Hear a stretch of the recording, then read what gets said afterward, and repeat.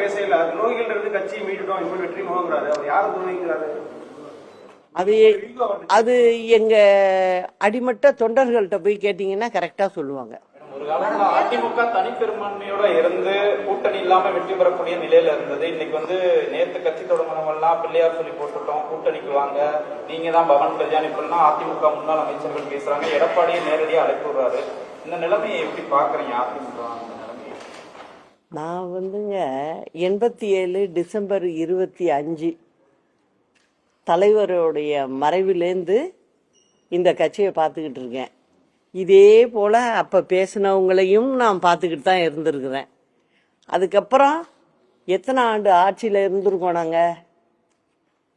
அதே நிலை திரும்பும்.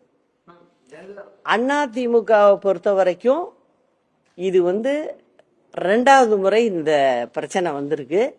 இதுவும் சுமூகமா தீர்க்கப்படும்.